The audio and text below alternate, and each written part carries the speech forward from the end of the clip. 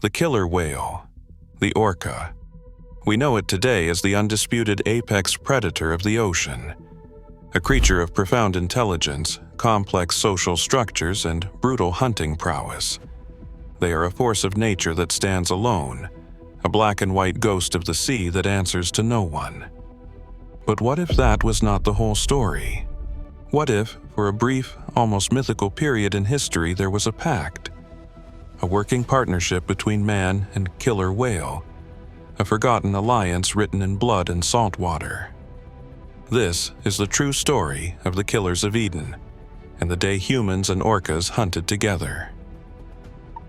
Our story takes place in a remote corner of the world, Twofold Bay, near the rugged whaling town of Eden, Australia. In the late 1800s and the early 1900s, this was a place defined by a brutal industry. The hunt for humpback and southern right whales was relentless.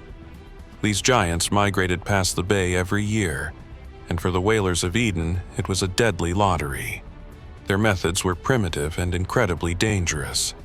Men in small wooden rowboats, armed with nothing but hand-thrown harpoons, would row out to face a 40-ton animal that could shatter their boat with a single flick of its tail.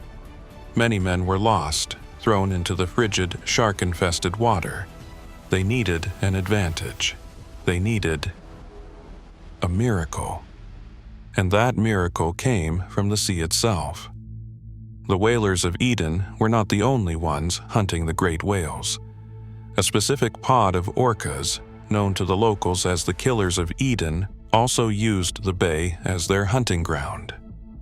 For generations, a unique and almost unbelievable relationship formed between the Davidson family of whalers and this specific pod of killer whales. It was a partnership that became known as the Law of the Tongue. It would begin with the orcas.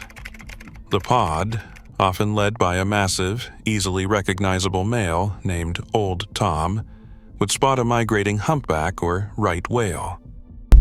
Instead of attacking it in the open ocean, they would work together like a pack of wolves, herding the giant whale, pushing it and harassing it, forcing it into the confines of Twofold Bay.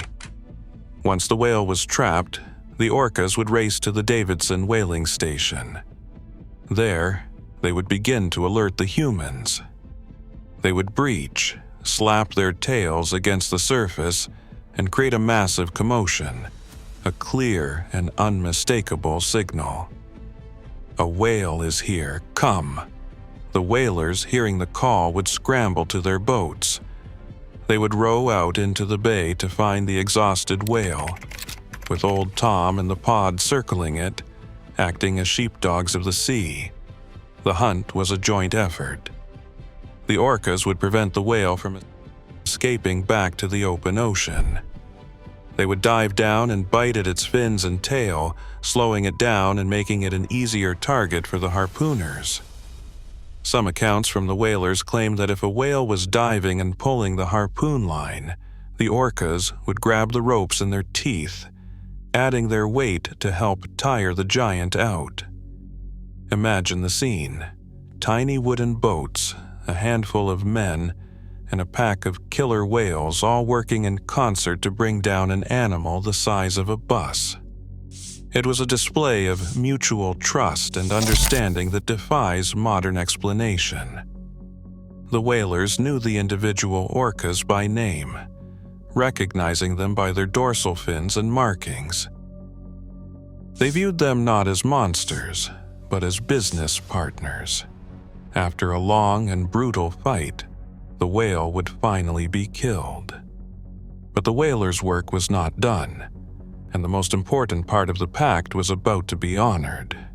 The whalers would secure the massive carcass, but they would not immediately tow it to shore.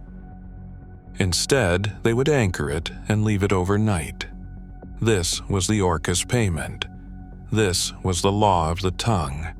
As a reward for their help, the orcas were given first rights to the feast. They would dive down and consume their favorite parts of the whale: the soft, calorie-rich tongue and the tender lips. The whalers understood this implicitly. They knew that if they broke this pact, if they took the whale before the orcas had their share, the partnership would be over. The orcas would not bring them another whale, so they waited. The next day, after the orcas had finished their meal, the whalers would return and tow the rest of the massive carcass to the processing station to be rendered for its valuable oil and bone.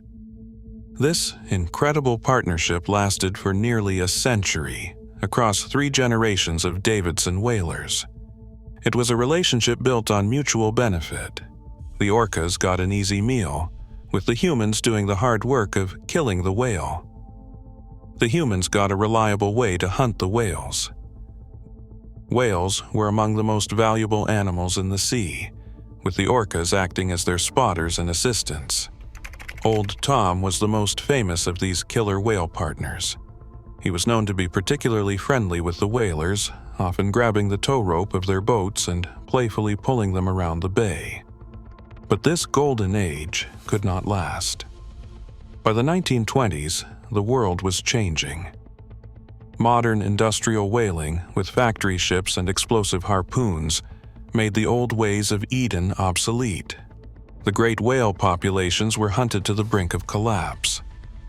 The massive migrations that the whalers and the orcas had depended on began to dwindle. The food source was disappearing.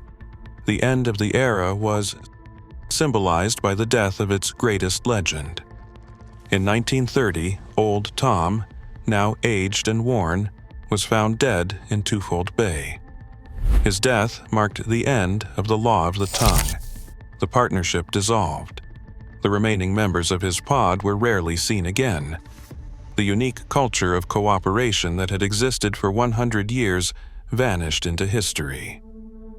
Today, the story seems like a tall tale, a fisherman's legend. But it is true. The proof resides in the Eden Killer Whale Museum, where the complete skeleton of Old Tom is preserved. The stories were passed down, documented by historians and journalists of the time. It was not a myth. It was a forgotten chapter in history. This is the shared history of humans and the ocean. It challenges our entire understanding of the relationship between our species and the wild. It proves that under the right circumstances, the line between competitor and partner, between man and monster, can disappear entirely, leaving only a story of a time when whalers and killer whales ruled the sea together.